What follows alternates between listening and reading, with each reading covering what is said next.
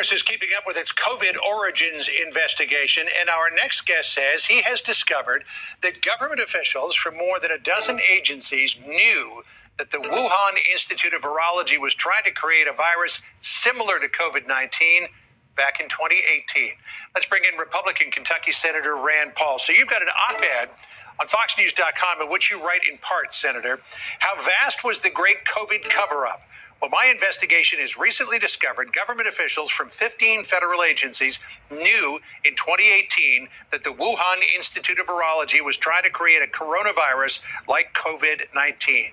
You claim in your op-ed that they all knew and nobody said anything. Yeah, we found out about this first from a brave Marine who reported that this research was grant proposal back in 2018 would have allowed Wuhan Institute to create a virus very similar to what COVID-19 turned out to be. But we only found out about this from a whistleblower. Nobody else in government ever informed us, including Anthony Fauci. When Anthony Fauci was asked about this particular grant proposal, he said not only did he not fund it, he said, we don't know anything about it. We have never heard of it.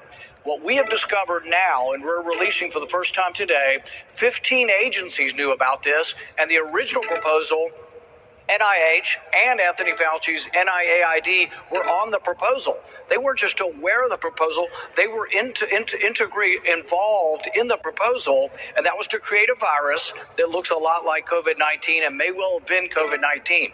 But nobody revealed this, and Anthony Fauci continues to say, hey, I knew nothing about this. This was his own agency. We now have proof that the NIH and the NIAID, Fauci's agency, knew about this proposal and were part of the proposal, despite him continuing in public to say he knew nothing of this proposal. This basically is the smoking gun that ties Anthony Fauci and NIH to the funding of research that may well have led to COVID-19.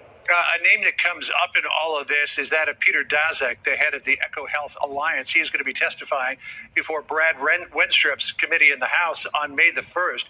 Wenstrup says he wants to ask Daszak about a discrepancy that came up when he gave behind closed doors testimony, and that was about a project called Diffuse, which same thing we're talking about. Right, same thing. I know. It was to create a furin cleavage site in a virus. According to Wenstrup, the proposal said that the research was going to be done at the University of North Carolina, but that in fact, it was actually targeted to the Wuhan Institute. What do you know about that part of it? Yeah, it's the exact same proposal. It's a Diffuse, D-E-F-U-S-E, and it's a project that was never funded by the U.S. government, but we know that Wuhan Institute continued to do this research. And we know that a lot of people knew this was going on, including Anthony Fauci, and never revealed it to the public. In fact, it's sort of the opposite. So if you have this knowledge, you know they're trying to develop this in the lab, you would be suspicious that the virus came from the lab. Instead, Anthony Fauci, for the first several months and really for years, has tried to call anybody who believes that it came from the lab or looks at evidence that the virus came from this lab, calls them conspiracy theorists, downplays them, denigrates them. He promoted journal articles to downplay and say it wasn't possible, when all the while it looks like he knew it, Peter Daszak knew it, Ralph Barrick at UNC knew it. He knew about it. He was part of the project. And yet he comes to the White House and says nothing about it. This would have warned us that this virus wasn't attempting to make a clumsy leap from animals to human, but was already pre-adapted and was going to be incredibly infectious to humans. That happens not typically with an animal virus. It happens with mutations that are forced in a lab. And as you point out, Senator, every time Anthony Fauci has come before Congress, whether it be the House or the Senate, his line has always been the same, and it sounds like this. I will repeat again, the NIH and NIAID categorically has not funded gain-of-function research to be conducted in the Wuhan Institute of Virology. Yet you say, and that was you questioning him there, as you have so many times, you say it's impossible that he didn't know about this? Yeah, without question, they did fund gain-of-function research in Wuhan, so that's a lie. But also, we now know, and what we're revealing today is that he knew about the specific project to put a furin cleavage site with Peter Daszak, Ralph Barrick, and the Wuhan Institute to create a virus that was more infectious to humans. He knew about it because not only was his team being briefed about it, we now have documented evidence they were briefed. We also have documented evidence that they were partners in this. The actual original proposal with Wuhan involved the NIH and the Rocky Mountain Lab that is owned by NAID. So Fauci was intimately and an integral part of all of this, and yet he continues to get away with saying, I knew nothing. But we now have the documented evidence that his team was briefed and that they were actually an intimate part of the proposal to create a virus that looks like COVID-19. You know, as you pointed out a moment ago, Senator, that anybody who talked about a lab leak theory in the early going of COVID was dismissed as a tinfoil hat wearing conspiracy theorist. But now we have an editor at NPR. He's been there for 25 years. His name is Yuri Berliner. Wrote a very long op-ed in the Free Press about all of the times when politics has interceded in the reporting of actual journalistic items. And this is what he said about coverage of the lab leak theory. He said, over the course of the pandemic, a number of investigative journalists made compelling, if not conclusive, cases for the lab leak. But at NPR, we weren't about to swivel or even tiptoe away from the insistence with which we backed the natural origin story. Politics were blotting out the curiosity and independence that ought to have been driving our work. What do you say when you hear that? So disappointing. You know, the media is supposed to be equal opportunities of going after both parties, all ideas, all issues, looking for the truth. Look at the reporters that have uncovered this. Most of them, they'll tell you they came from the left. Matt Taibbi, Michael Schellenberger. They'll say they're either moderate or Democrat or even from the left, and they had the honesty to do it. So there were some honest journalists that have gone after this story, but the institutional forces, and this is the real danger of letting the FBI and Homeland Security, letting them work together to persuade, cajole, and coerce media to do their bidding. The media needs to be independent of government, and I don't care whether it's right, left, or in between, what the direction is. You have to have an independent media that is critical. And during COVID, what we found is you had the media and the powers that be working collectively with the government and the FBI sitting down. Can you imagine if after our interview right now, the FBI called you up and wanted to sit down with you and said, well, part of the interview is good, but we want to remove this one question because we think that's disinformation. Nobody in broadcast TV would tolerate that, but that's what they were doing. They were sitting these people down and saying, we don't like that question, we don't like the way they answered it, and we want it struck from the record, struck from the public record. It's mortifying to think of this kind of government power over the free press. Well, I do know that here at Fox, if the FBI ever called us and said that, we'd be doing a story about the FBI calling us and asking us to do that. Exactly. Senator, it's been a while. Good to see you again. Thank you. Thank you. Rand Paul says email exchange between top Fauci aide and EcoHealth looks like a cover-up. Newly released emails between a top colleague of Dr. Anthony Fauci and the president of a non-governmental organization being funded to conduct coronavirus research in Wuhan, China, said the group had over 700 identified but unsequenced coronaviruses in its lab when its government grant was first pulled in 2020. On Tuesday, Sen.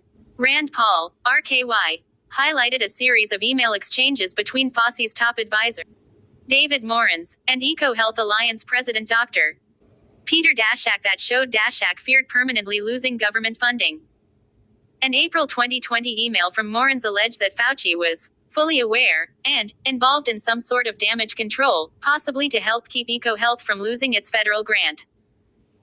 Paul said in an interview with Fox News Digital that the emails show they all realize that if Fauci's been funding Daszak for years through EcoHealth, and if it looks like they're implicated in the pandemic, this wouldn't be good for Fauci or EcoHealth.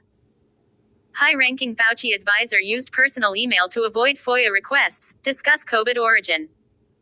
It is unclear exactly what damage control Morans was referring to.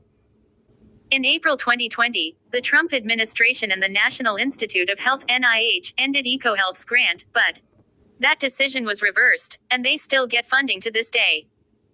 The email from Daszak also claimed the organization was in possession of more than 15,000 samples at the lab in Wuhan. Fauci continued to publicly push to discredit theories of a potential lab leak that could have initiated COVID-19 as this information was relayed from EcoHealth. Paul said the new email revelations are important because they add more color and context between Fauci and EcoHealth's public message, shaping about its gain-of-function research and their private concerns. One of the main arguments that Fauci and others make is that there is no published virus that could have been COVID or manipulated to become COVID, Paul explained. That may or may not be true.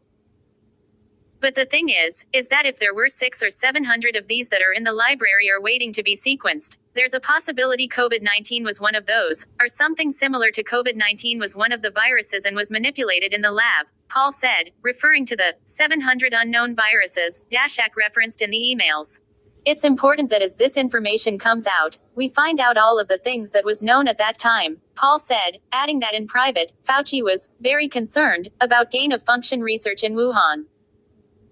However, he said, the concern privately is much different than publicly, where they tried to shape the message, referencing Fauci's public comments that the virus had to have originated in nature and not a lab.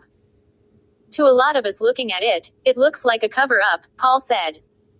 Rand Paul claims, smoking gun, ties Fauci, NIH to research with desire to create COVID-type virus. Dr.